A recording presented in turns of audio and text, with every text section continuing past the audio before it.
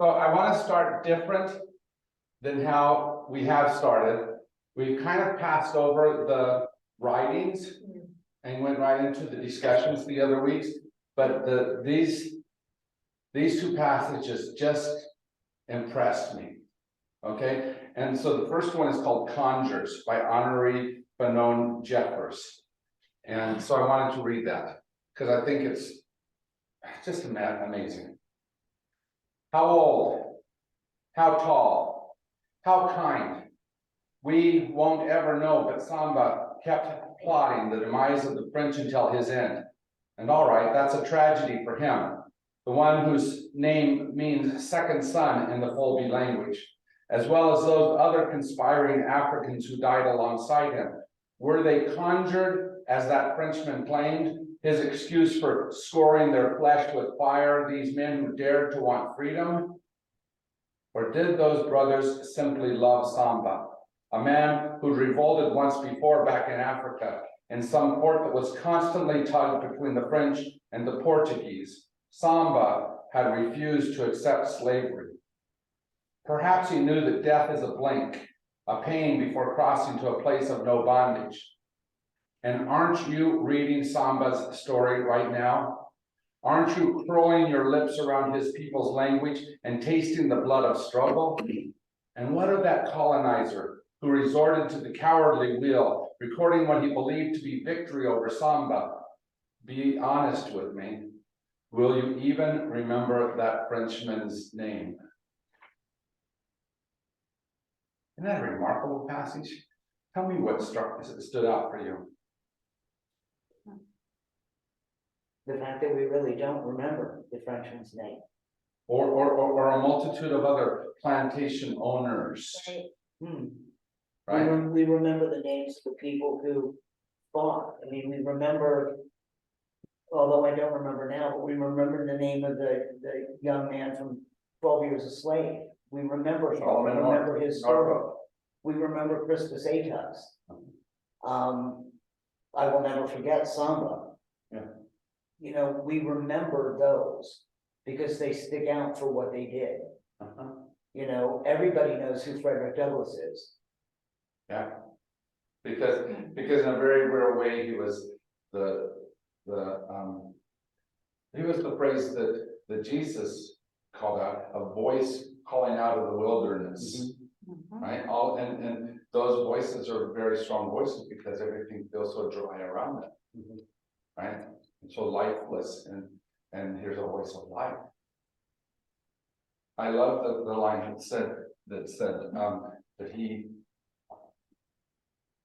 had refused to accept slavery, even though he essentially lived most of his, the last part of his life at least, in slavery, but he refused to accept it.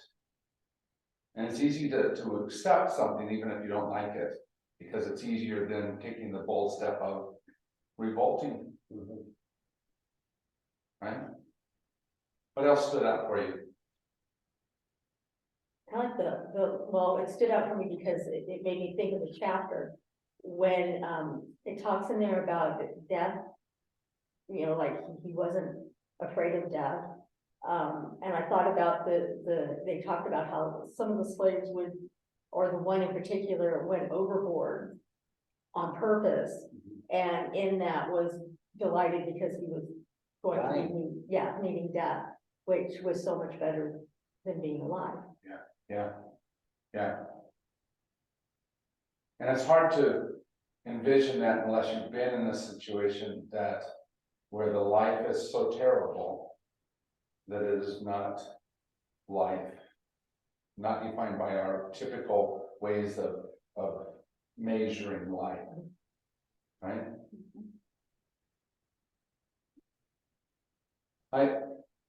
I love the word, the title of it too, conjuring, right?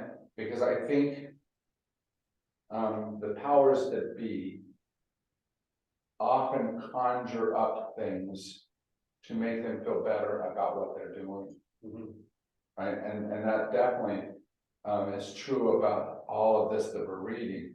How much did plantation owners, how much did sugar industries, how much did all of that tell themselves some kind of conjured story in order to feel better about the profits they were making at someone else's expense? Well, in conjuring, using that image for the people that did rise up. Because then it makes them, it demonizes them, because when you say conjuring, you don't think of angels, you know, you think of demons. Yeah. And, you know, the dark and all of that, and yeah, the title I thought was very appropriate. And what do you have to conjure in your head to make it so that it's okay Yeah.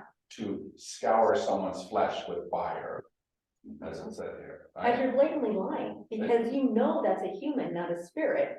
Yeah. That you're dealing with, you know, so obviously that was not conjured, Yeah. you know. Yeah, but somehow you tell that story so that you can tell yourself it wasn't really human. Right? Interesting, huh? But I love the end of this, like where you were at, where it just said, who do you remember? Yeah. Who lives on? And I think what this whole book is about drawing us into what else do we need to remember? Who else do we need to remember? Who has been pushed to the edges and been forgotten because it was convenient to somebody's conjuring? What else? Anything else stand out?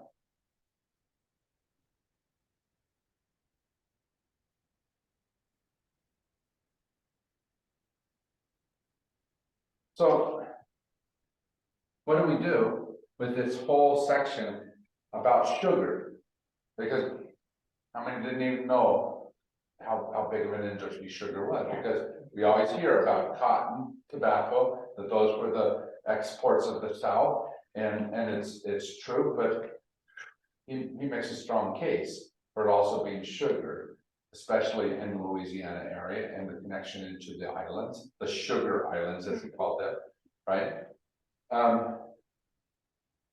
And it makes a very strong case about why it is that dynamic was important for us to know. Look, I think it's important because molasses is one of the foundations for making rum. And there's a song in the musical 1776 that says molasses to rum to slaves. And which is probably when I first realized that, wow, sugar was a big deal. You know, they needed to make rum. What struck me in the book was when they were talking about the molasses trade that went from the Deep South up along the coast into the distilleries in New Jersey, where they made rum. And then the rum went on to ships and went elsewhere to deliver stores of rum and pick up people and bring them back for slaves. Some of them stayed in Virginia to, you know, cut tobacco, and some of them went to some of the southern states to pick cotton, and some of them were indentured down into the Deep South to make molasses. And boy, the whole description of how sugarcane was cut and processed and made and how fast it had to go, and the fact that most slaves didn't last any longer than 7 years. I thought, yeah, I thought it was 10 minutes, but you know. Yeah, I thought it was crazy that just the phrase where he said the death rate was always much higher than The birth rate. Yeah. right? And so it almost necessitated a continual increase of the transporting of slaves. Yeah, well, what was it? I think there was someplace in here that the number of slaves that ended up in the sugar trade equaled the number of slaves that were brought over. In the first go around. Yeah, I don't know if I remember that or not, so I can't help you. Hang on, I'll find it. Okay, you find it. But I was struck by, for example, in this section, it talked about Solomon Northup, right? And we know that story, 12 Years a Slave, when he was kidnapped in, as a free man, because he, Washington. came down to Washington, but then transported way south into Louisiana to be able to fulfill a need, but also to hide him, right? And to essentially unidentify him, so it was hard to be able to find and bring him back. And when they were talking about the statistics of how many people, what people were like, that it said 50% of the people were prisoners of war, 30% were The people like prisons and that kind of thing. malcontents, people they didn't like or whatever. But the other 20% or so were kidnapped. But some people estimate it was as much as 70%. But my guess is that number of kidnapped continually increased. Because in some ways, there's only so many times you can give away prisoners of war. But it's much easier to go in and just go, why have a war? And some of my guys died too. Let's just go kidnap. So that's my guess, is it probably increased as we went along.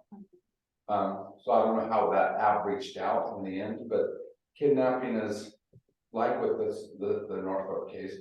It was a simpler way to do it. Here's a good strong man. We can just knock him over the head and go. Right? But because he was black, people didn't have to necessarily think about free man slave. Right? They could just see the blackness and write a story about him in their own head that justified whatever. And I think we still suffer from that today. There's a whole lot of stuff that where we look across lines and we just assign a certain story to different people. And say this is all you are. I think that many of our political difficulties right now have to do with that same type of writing. For some people,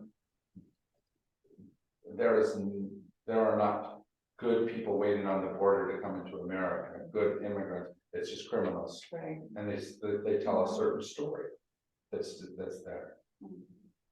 Just in male-female relationships, the woman's place is in the kitchen, right? That's a story that may or may not have anything to do with any particular person in front of you. But we conjure that story because it fits in whatever I want to do in life. The hard part is that it's not just them who conjure. Yeah. It's easy for all of us to conjure, isn't it? And tell a certain story. And there's a reason why our friends of color tell us too regularly, if we listen, that we don't just get it. Because it's easy for us to not get it. Have I told you the story about my friend Perry? I don't think so. So Perry was in most of my seminary classes. He was a disciple of Christ. A wonderful man. He was about 6 foot 6'2". He was a big man. African American, son of a pastor, right? Grew up in middle class neighborhoods. In many ways, place of privilege for someone his color in my growing up, right? He was the most gentle soul. I can't think of a cross word I ever heard from him. And in the class we were taking, which was on African American Studies, the professor asked us, how many of you have ever been stopped by police in a situation that had to do with, and Perry raised his hand and told his story. I was like, well, I'm sure he never did anything. I mean, I've done a lot of things that I ought to be stopped by police. Right. Right? I drive too fast. But yet he had faced that unwarranted stoppage that I never had to. And to try to wrap my head around that he has to face a whole different world than what I had to is hard. Because I want to think that my experience defines everyone else's experience. And part of what we have to do in America is say it doesn't. If you are white and relatively privileged, middle class or whatever, then you have some stuff that you didn't have to face. So what do we do about it? You know, where do you have the privilege of sugar that somebody else has produced? And they've had to carry the load of it, but you got to carry the privilege of it, the profit of it.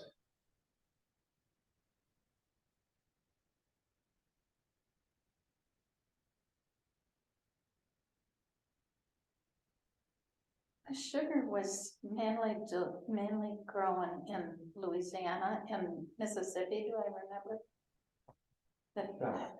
Because it takes a certain it takes a certain type of thing to be able to do that. Now, in the West, we can, instead of going to sugar cane, we went to sugar beets. Mhm. And so there's a whole lot of sugar beets. Like our home up in Glendale was 1.5 miles away from the Glendale sugar beet factory. Okay, which was a big and empty building, but a big building. So it was manufacturing before I got there, you know, tons of sugar beets to be able to produce sugar. All of the northern plains. Yeah. And that's because I think that was easier then, having to depend on sugar cane. Mhm. But in all places, like Hawaii has a big sugar cane industry as well, or used to, not as much as it used to. What's funny is that they probably don't have it as much because sugar cane on Maui, for example, is right next to some of the rich homes. Yeah. Those rich people, Yeah. you know. They have their, But isn't that part of it? Is that what's convenient for me as a person of wealth or Right. privilege versus what's, you know, what do I want with that wealth and privilege? I want sugar on my donuts, not, you know, not just bread, right? Want the more expensive thing, because I can. Tell me what else stuck out in this chapter for you. Ron, anything for you? Yes. You know, when the Spanish brought back all the gold, which they took, it caused inflation in Spain. And the sugar has had an immense effect on our health. Yeah. And particularly, and I'll tell you, I mean, I can remember, this is back in the 70s when I was in college. For one class, we had to go out to a grocery store in a poor area. So I went to Cal Poly Pomona, and Pomona was a pretty poor area. You didn't have to go very far. But just seeing the grocery store, which didn't have much fresh fruit at all, and what was there was wilted and brown. And then seeing, because on bicycle trips, I've seen not only food deserts in Southern California and Inglewood and elsewhere, but in the middle of nowhere. Yeah. And it hurts, and if only because it hurts not only, I mean, people of color, people of minority tend to get hurt the most, but it also hurts others as well. So the people in East Montana who have the Dollar General move into town, and then the grocery store goes away because they can't keep up, and then there's nothing but processed food. When we realize that we're in it together, it's the story that creates the cast that keeps us apart. Yeah.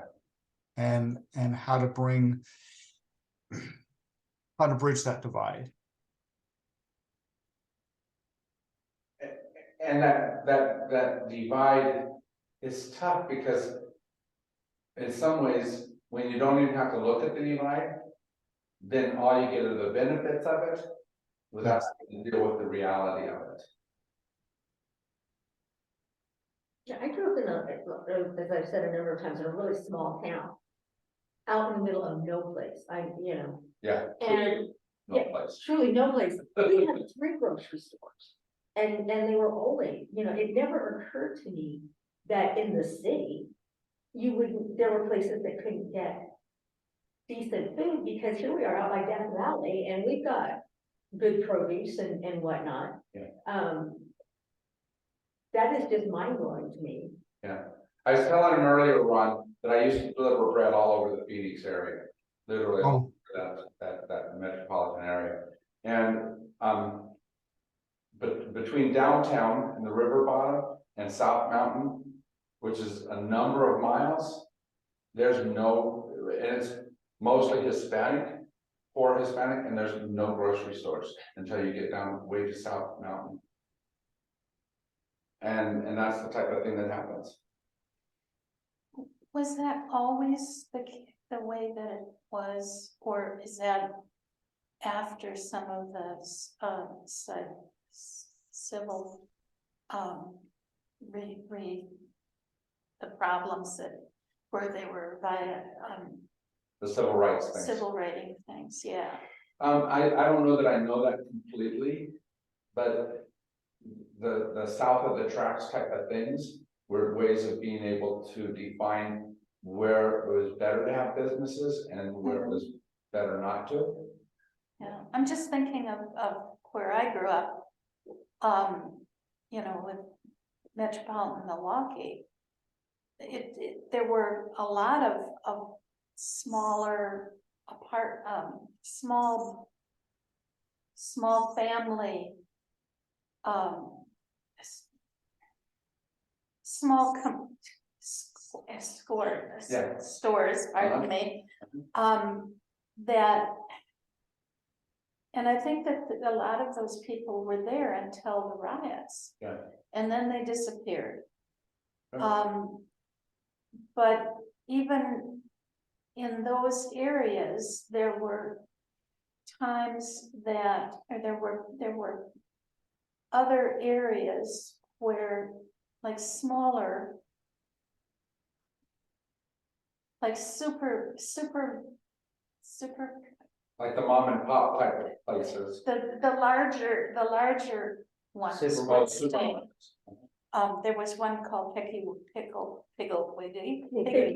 Wiggly, that was just kind of on the northeast end of the inner city. And I would see people over there all the time buying stuff. Yeah. But even then, eventually they moved out, and I have no idea where those people shop now. I mean, I've been there for 30 years, but Yeah. it's been a long time.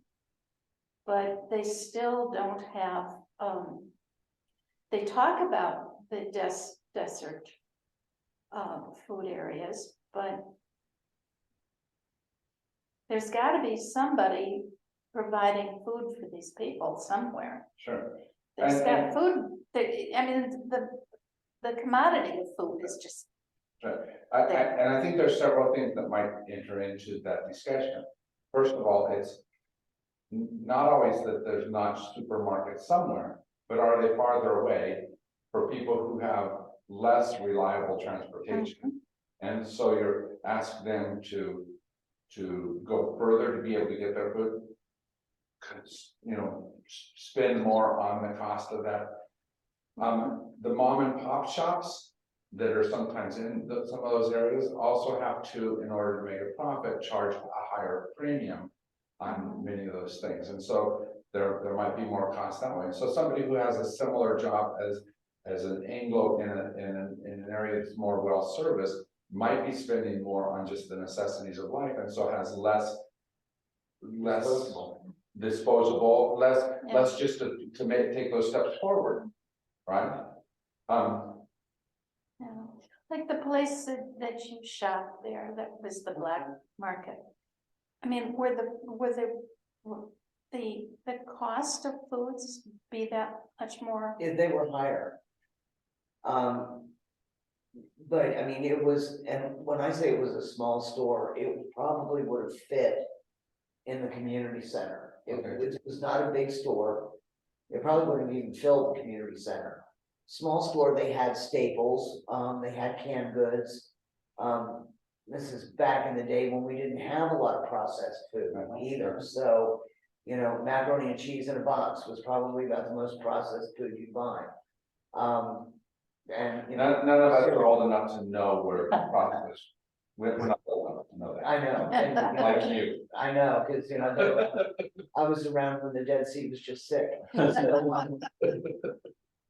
you know, but it had, you know, a few commodities, but no fresh foods. Yeah, There were bananas, I could get bananas there, but that was about the only fresh fruit that was there because they couldn't keep it. Okay. And they didn't have the kind of volume of foot traffic in and out of that store. I would gather to guess, cause I haven't been there in a long time. My guess is it's probably not even there anymore. Mhm.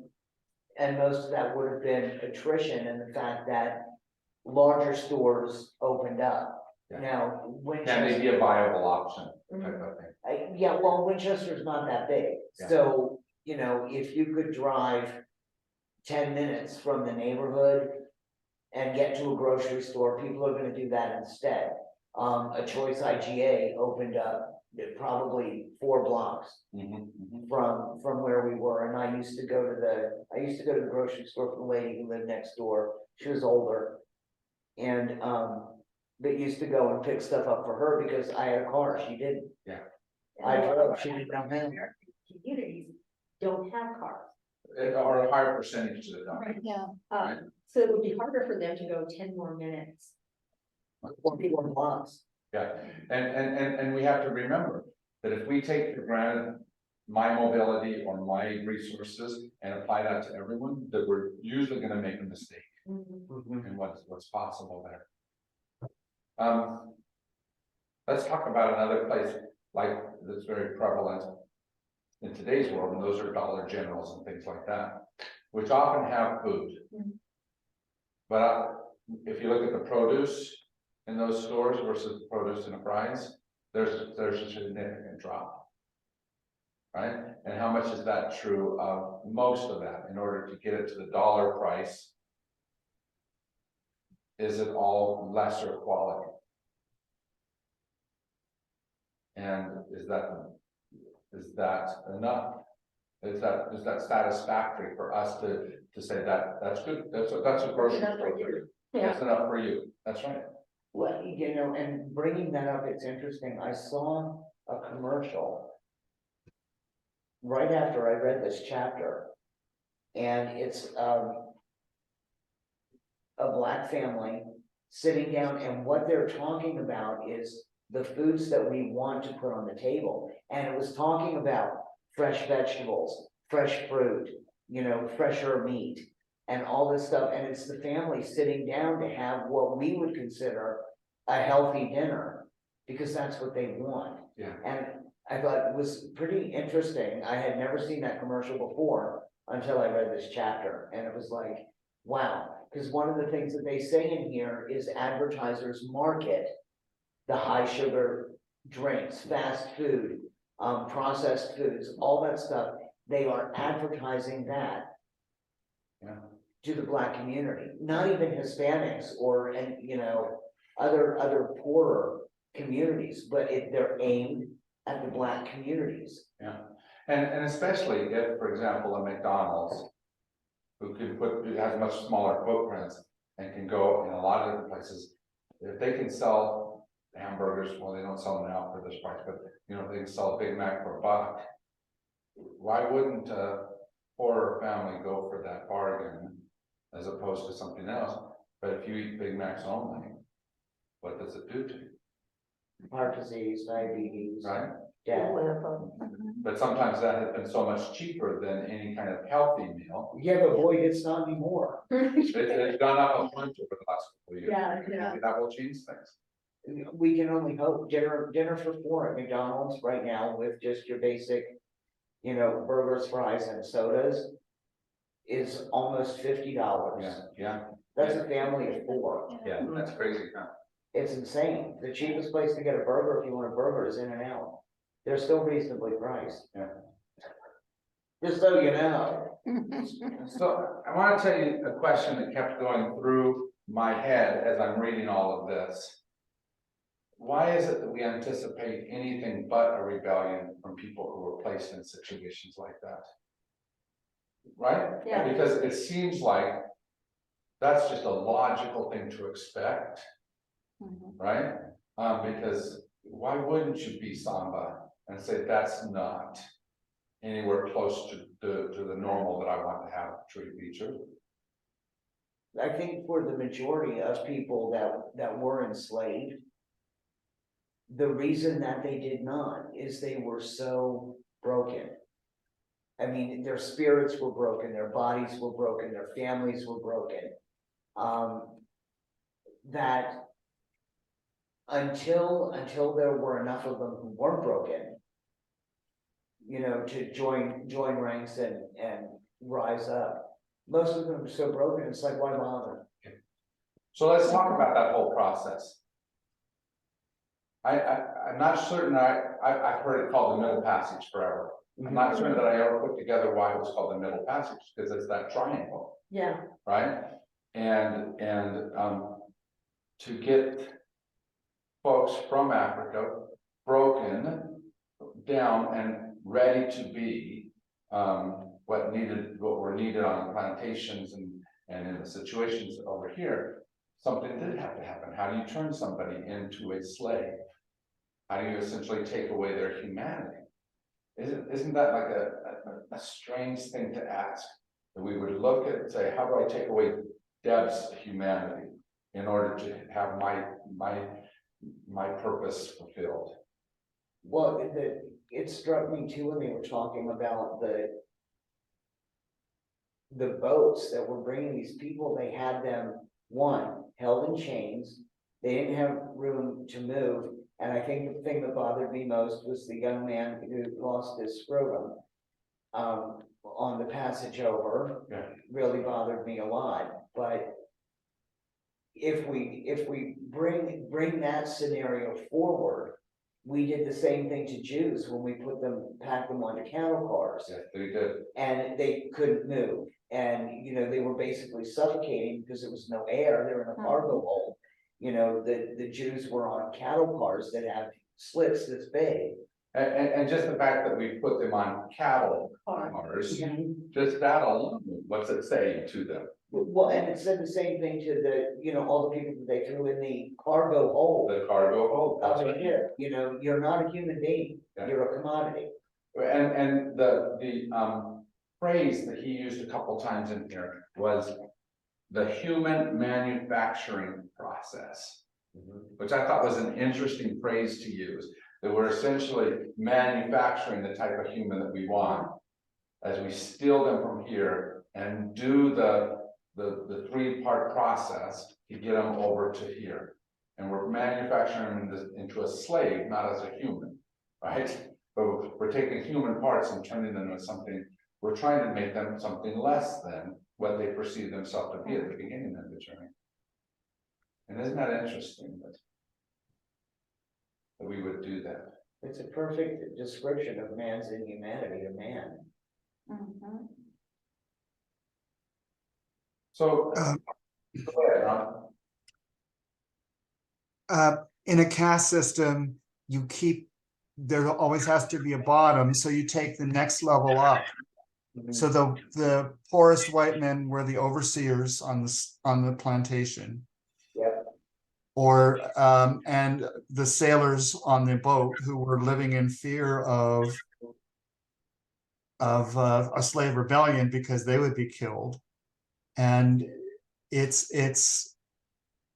kept that way because if they could see their common humanity, they'd rise together, and that's what keeps those up on the top, the very elite, in power. It's a device to keep people split.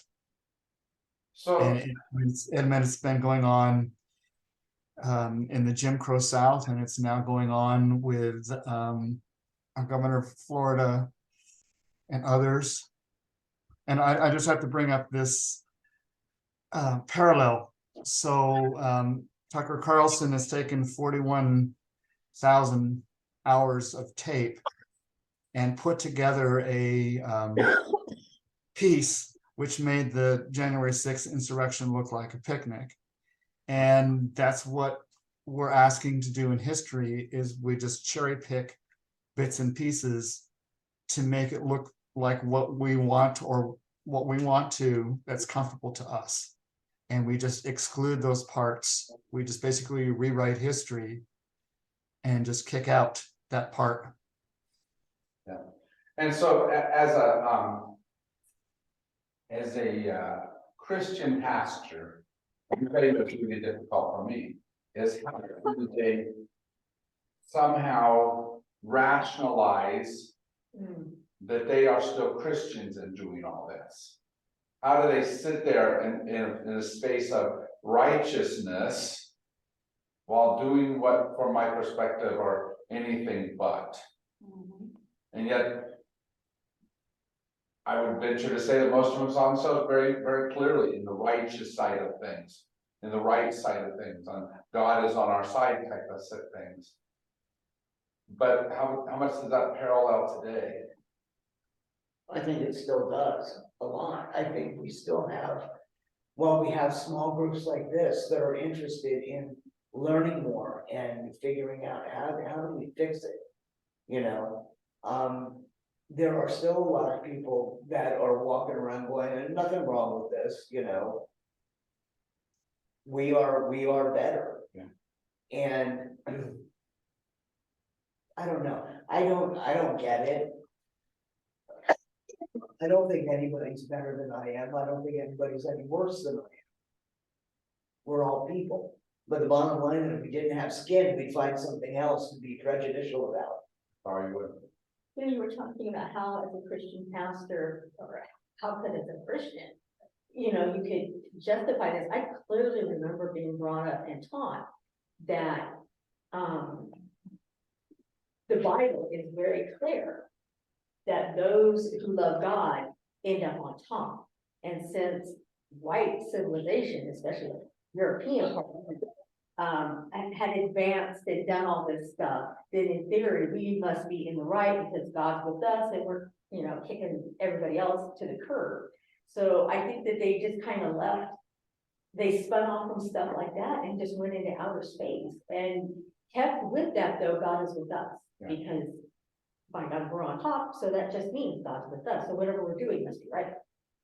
So let me read to you the words to a song that I heard this week by a man named Daniel Dietrich. That one thing I could see is that he at some point was a music minister at a large evangelical church in Indiana. I don't know where he is today, but he wrote this song somewhere after the 2016 election, and it's called "Hymn for the 81%." 81% of evangelical Christians voted for Donald Trump. Okay, that's what he's addressing here. I grew up in your churches, Sunday morning, evening services, knelt in tears at the foot of the rugged cross. You taught me every life is sacred, feed the hungry, clothe the naked. I learned from you the highest law is love. I believed you when I said that I should trust the words in red to guide my steps through a wicked world. I assumed you'd do the same, so imagine my dismay when I watched you lead the sheep to the wolves. You said to love the lost, so I'm loving you now.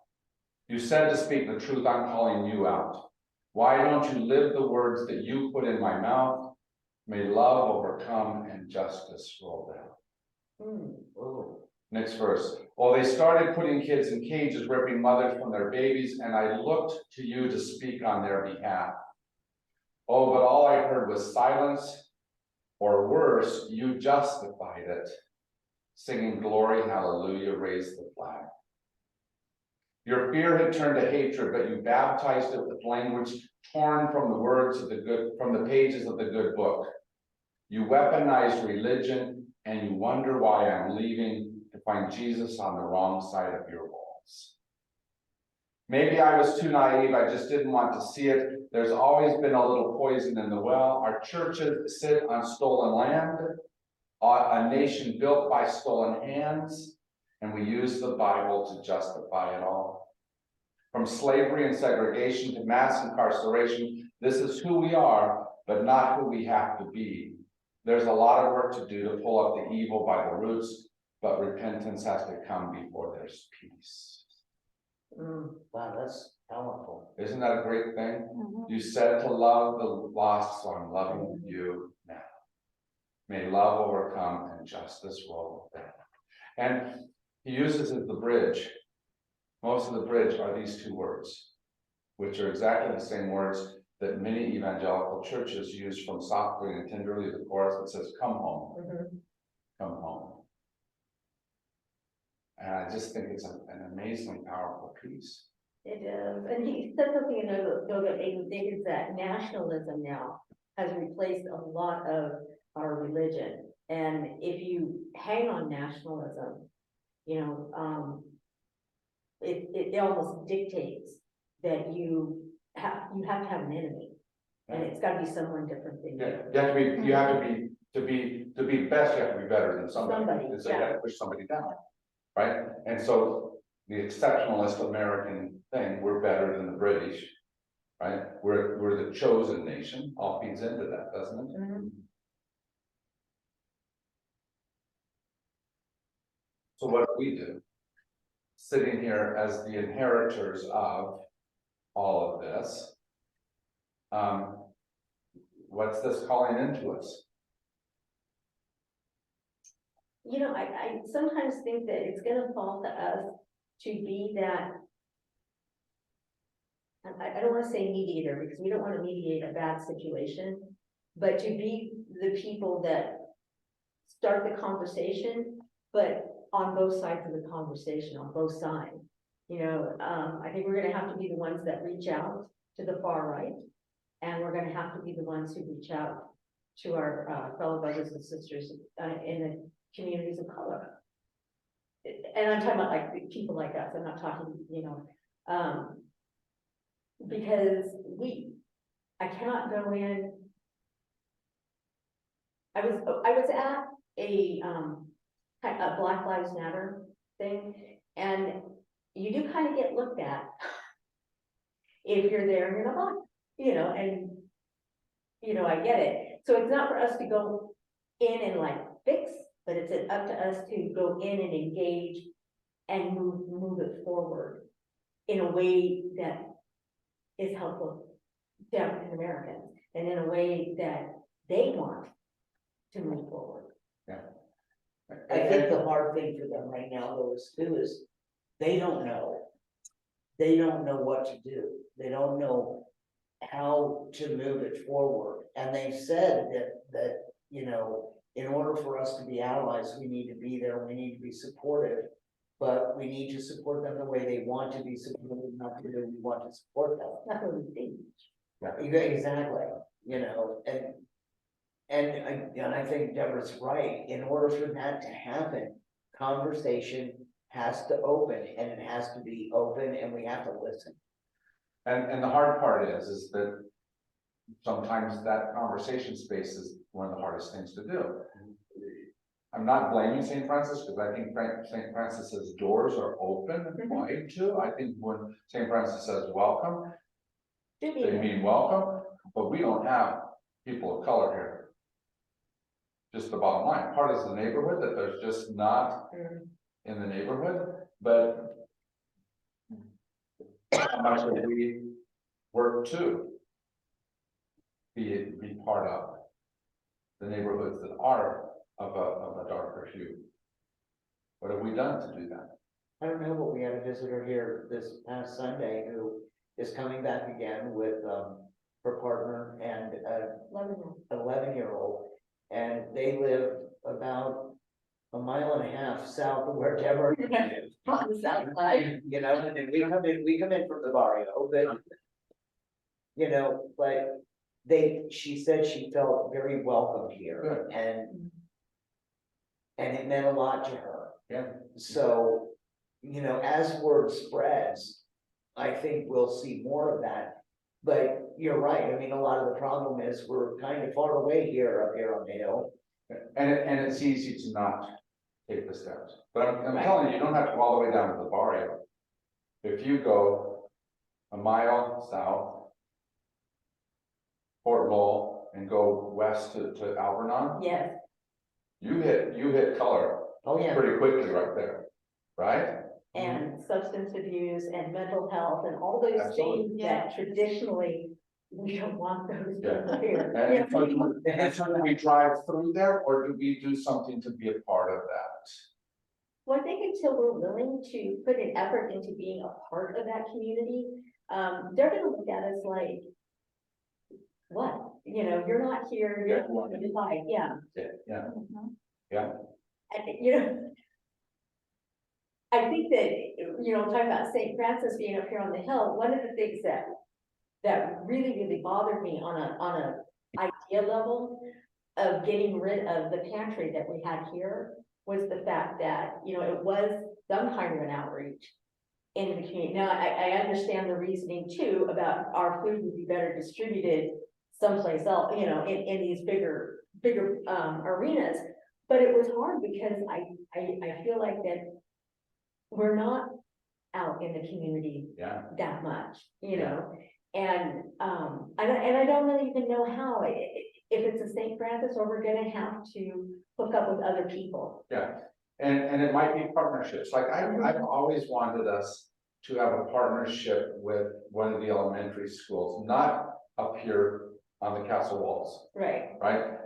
Catalina Foothills, they're good schools and they need support like everyone else, but they do not need as much support as going a mile or two the other direction, Mhm. right? And have we ever really explored how can we be in partnership? Now, for a long time, we did snack packs, which brought food to one of the things, and that was a great thing. Now, the snack packs changed their program, but we didn't figure out, okay, what's another way we can? And I think that would be worth our effort to try to say, what else can we do to be able to deal with some of these issues? That's what the start of school. Yeah. Could be something that, I mean, I'd love to have a partnership with some school where we just are say, how can we support you? And we listen to the principals, the teachers that allow us to be there. But not just on like when I think about backpack, you know, and that kind of, which is good because often these children can't get all of that. But that's a one-time, let's do an infusion of you know, relatively small amount of money and do this and then we pull out. I think it would be cool if we could find something where we're engaged on a more permanent basis, because then they get to know us. And that, yes, they will be around, and yes, they are here to help, whereas when you're just bouncing in and then bouncing back out, do they feel like they're doing their white deed for the day, you know, kind of thing. That's right. And are we, and is their criticism correct? Are we just assuaging white guilt? Or are we truly stepping into community, right? But I think you have to start somewhere. You have to start somewhere. That's You right. know, I mean, and yeah, we wanna jump in with both feet, but when you do that, you go in with all good intentions and sometimes you burn yourself out. That's right. And I think that, just, you know, thinking off that, because both of us have been active in social justice ministries, a lot of that has to do with not engaging in the conversation first to find out, What do you need? what do you need? What do you need? Yeah, and That's a so we huge just thing, come up with this idea and then it's not. right? I've told you before about relationships between here and Peru, haven't I? Mhm. And here's the bottom line is, I have some really good friends of mine that do wonderful things, but I feel like they go down to save the Peruvians. And what I've learned is Victor doesn't need to be saved, he's doing a great job. He needs to be supported and helped. And so how do we find the people that are doing the right work? Mhm. In whatever arena it is. And that's part of what it is. Do I need to say, here's what will fix you, Black America, here's what will fix you, Gay America, or am I willing to hear what do you need and I'm here to support you? Because you're capable of, but how do I support you in that? And the irony in that, to me, is that, and this is bad on me, because it was when you said gay America that I went, wait. Is that the people who actually need fixing are us, Yeah, that's right, not that's the right, other way around. that's right. But it's hard to remember that, Yes, right? It's because we've been programmed by literally centuries of seeing things a certain way. Right. And can we force ourselves to not see it according to the message that we heard so crystalline in our whole thing, that this is the exceptionalism and you're not. It's tough, it's tough. I like the other poem. And we don't have time really to read it all, but I want to read just a couple of lines from it. Some people managed to briefly evade retrieval by people who could not see the people they pursued could not be retrieved. Isn't that a great line? Some people managed to briefly evade retrieval by people who could not see the people they pursued could not be retrieved. You know, the enslaved, I think they've been very careful through all this book to use the words that they use. And they don't say they are slaves, they say they are only enslaved. They're in chains right now. They are not chain bound people. And I think that's what this is saying too, is that these people's spirits are free and wondrously free, but we don't see that so much if we look at, oh, poor whoever. And are we able to see them for the wonder and the freedom that they have? Or are we continuing to put whatever chains of perception we have on them? So I like that line a lot. And then later it says that people so afraid of working for themselves, they made it illegal for other people to work for themselves. Right? How often are we the plantation owners receiving the benefits of other people without really letting them receive the benefits themselves? Right? And that's part of the privilege, I think, that people legitimately say about white America is you're depending on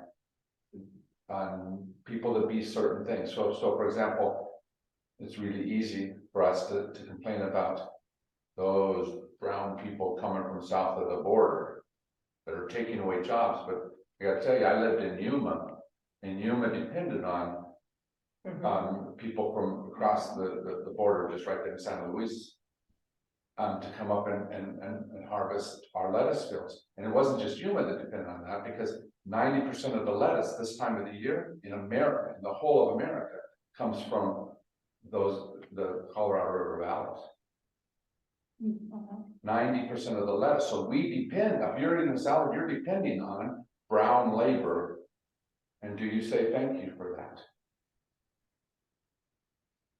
Or do we just expect it? we just kind of expect it, We and it's like you never even think about it. And I hear a lot of this, they're gonna come up and take our jobs, and I'm sitting there thinking, many white people wouldn't even consider, if they were not employed, of going into the fields. And I don't think it's because of laziness as much as we're taught not to even think that way. We're educated beyond those jobs. Right. And so- let me just tell you that every good farm worker is hoping that their kid has better options than what they have. Yeah. So I'm not trying to say that that's a bad thing, but at the same time, we need to be very thankful for the fact that those are essential jobs being performed by people that we often pass by without even thinking about. And that's true across America in all kinds of different ways. And do we stop to think about how much that labor is necessary and fairly compensate them for that? Because I'm afraid that one of the reasons why Yuma and those two valleys use a lot of Mexican labor is because it's cheaper, right? And that kid who said to me, Miss Deborah, why would I go pick when I can turn a few deals and I can take care of my whole family? Yeah. Yeah. I sat there to when I get it, Yeah. The hard thing about privilege is you don't recognize it because it's what's normal for you. So I don't want to give it up. I mean, you know. Well, but let me step, we're almost done for time, so we need to get into this more as we go along. It's not always that you give up, and that's the thing, we think of it as an economy that has Winner and loser. winners and losers, that there's only so much. And if someone else rises to your level, have you lost anything? Not usually. But that's how we often Yeah. define it, that the only way for someone to be at your level is if you come down to theirs, and so you've lost something to be at their level. It doesn't have to be that way. Right? If this is the level that you think people should be at, let's do whatever we can to raise them to, is the world not bountiful enough?